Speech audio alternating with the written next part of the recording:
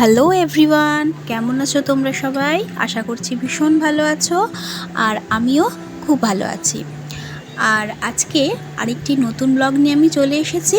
আর please তোমরা কিন্তু শেষ পর্যন্ত দেখতে থেকো। আর এখন ঘড়িতে বাজে সকাল 8:30। উঠেছি অনেক সকালে।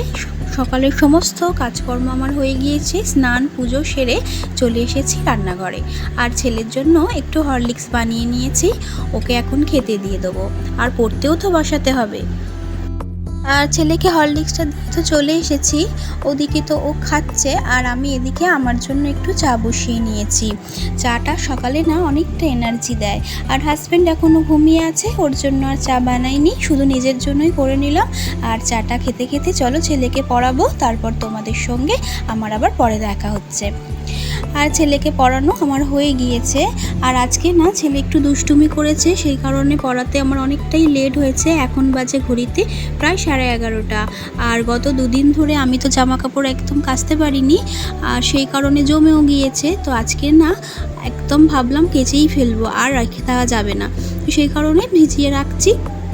আর এই গামলিতে না মনে হচ্ছে আর ধরবে না, বুঝলে, তাই জন্য বালতিটাও নিয়ে এলাম, দুটোতে ভেজানো থাক। আর এখন চলো ভাতটাও বসিয়ে নিই। ভাত বসানো হয়ে গিয়েছে আমার। আর এখন আমি জামা কাপড়গুলো ধুয়ে মেলেও দিচ্ছি। ভাতটা বসিয়ে দিয়েছি, তো ভাতটা একটা বড় কাঠ ধরিয়ে দিয়েছি, নিজে নিজেই হয়ে যাবে। আর ততক্ষণে আমার এই কাজগুলো সারা হয়ে গেল। এরপর দুপুরের রান্নাও তো আছে বলো। আর বাড়িতে না দুজন খাবে আজকে, আমার হাজব্যান্ডের সঙ্গে ওরা কাজ করছে, বাড়ির পাশেই কাজ করছে, একটা বাড়িতে ওয়ারিংয়ের কাজ আছে। তো সেই কারণে হাজব্যান্ড বললো যে ওরা খাবে, তো পটল এনেছে, ভাবলাম আজকের পটল দিয়ে সোয়াবিনের একটা তরকারি বানাবো। আর পটল দেখছি কয়েকটা নষ্ট হয়ে এসেছে, তো সেই কারণে পটলগুলোই ভাবছি করে নেব।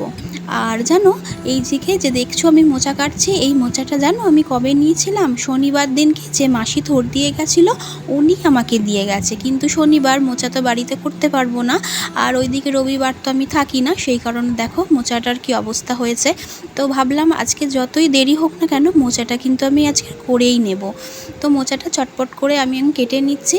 আর আমি জানো এইভাবেই কিন্তু মোচাটাকে বেছে নিয়ে আর এই চপারের মধ্যে দিয়ে কিন্তু কেটে নিই, দেখি কি খুব তাড়াতাড়ি হয়ে যায়। তো ভালো করে একটু মিহি মিহি করে কেটে নিচ্ছি। তো দেখো তোমাদের আমি এখন দেখাচ্ছি। দেখো এইভাবে হয়ে গেল। আর এখানেও আমি খানিকটা করে রেখেছি, এটাকে সিদ্ধ করে আর একটু হাত দিয়ে চটকে নিলে একদম ফাইন হয়ে যাবে। তো এইভাবেই আমি করি। এখন আমি চলে এসেছি রান্নাঘরে, আর দেখো সমস্ত জিনিসপত্র নিয়ে চলে এসেছি। উনুন থেকে বারবার তো ওঠা যাবে না। আর ভাতটা আমার হয়ে গেছে, আর ওদিকে কিন্তু হচ্ছে মোচা সিদ্ধ। আর মোচাটাও দেখছি সিদ্ধ হয়ে এসছে। চলো হাঁড়িটা এখন তুলে নিই, অনেকক্ষণই ভাত উবুর দিয়েছিলাম।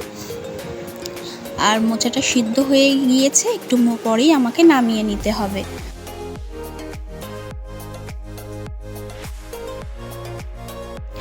অন্যান্য দিন কী বলো তো, একটু চিংড়ি মাছ আনি বা একটু ছোলা ভিজানো থাকে, তো সেটা দিয়ে মোচাটা রান্না করি। তবে আজকে হয়েছে কি, ঘরেতে ছোলাও ছিল না, আর চিংড়ি মাছও তো নেওয়া হয়নি। তো সেই কারণে আজকে আর মোচাতে কিছুই দেব না।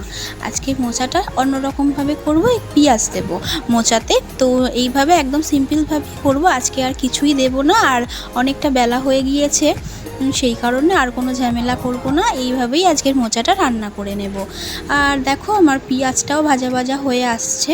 আর এখন সমস্ত জিনিসগুলো এর মধ্যে দিয়ে কষাতে থাকবো। আলুটা আগেই ভেজে নিয়েছিলাম, আর এখন সমস্ত রেগুলারের মশলা আমি দিয়ে দিয়েছি। আর দেখো মোচাটাও কিন্তু আমার অলমোস্ট ডান। চলো এখন নামিয়ে ফেলি। এই যে দেখো কতটুকু হয়ে গেল না। আর এখন আমি পটল ভেজে নিচ্ছি, যে পটল আর সয়াবিনের তরকারিটা করব সেই কারণে। আর এই দেখো আমার মশলা কষানো হয়ে গিয়েছে। আর এদিকে বর কিন্তু চলে আসবে একটু পরে খেতে, সেই কারণে একটু তাড়াহুড়োই করছি, বুঝলে। তো বসবো না, আর অন্যান্য কাজগুলোও তো সারতে হবে। জল ঢেলে চাপা দিয়ে দিলাম, ওটা নিজে নিজে হতে থাকবে। ততক্ষণে চলো মশলাপাতিগুলো গুছিয়ে নিই, আর একটু গরম জল বসাবো হাঁড়িতে। তো থাক। আর এই দেখো আমি ছেলের জুতো পায়ে দিয়েছি। ছেলের জুতো এখন আমার পায়ে হয়ে যায় জানো, আর আমার জুতো ছেলের পায়ে ছোট হয়। ছেলের জুতো পরলে না সত্যি খুব হাসি পায়, যে ওইটুকু ছেলে আমার, কিন্তু জুতো দেখো কত বড়। আর ওদিকে তো হচ্ছে তরকারিটা, তো ততক্ষণে বেসিনে অনেকগুলো বাসন পড়েছিল, সেগুলো ধুয়ে নিচ্ছি। আর গতকাল রাতে বাপের বাড়ি থেকে ফিরেছিলাম, তখন মা না রাতে খাওয়ার জন্য কিছু তরকারি দিয়ে দিয়েছিল, আর বাড়িতে এসে আমি শুধু ভাতটা করে নিয়েছিলাম। তো সেই কারণে দেখো কত কন্টেনার পড়েছে। আর মা না প্রত্যেকবারেই এরকম করে, কিছু না কিছু তরকারি পাঠিয়ে দেয় আর আমি বাড়িতে এসে ভাতটা করে নিই। আর সকাল থেকে বাসন তো ধোয়া হয়নি, ছেলেকে একভাবে বসে পড়াচ্ছিলাম, এই কাজগুলো আমার থেকে গেছে। আর এটাই হয় বসে পড়ালে, জানো তো ছেলেটা আমার খুব দুষ্টু, এরকমই করে। বাসন মাজা আমার হয়ে গিয়েছে, আর এখন তো তরকারিটা দেখতে হবে কি অবস্থায় আছে। তো চলো এখন যাওয়া যাক।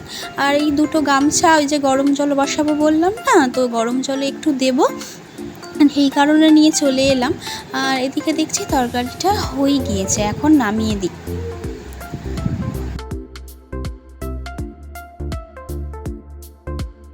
আর আমি দুপুরে স্নান টান সেরে চলে এসেছি, আর ছেলে স্নান হয়ে গিয়েছে অনেকক্ষণ। আর ছেলের জন্য ভাত বেড়ে নিয়েছি, আর মা একটু বাটা মাছের তরকারি দিয়েছিল, সেটা আমি ছেলেকে দিলাম। আর মা একটু তেল মশলা কম খায়, তো সেই জন্য মা আলাদা রান্না করে নেয়। আর এখন কিন্তু বিকেল হয়ে গিয়েছে, এখন বাজে বিকেল 4:30।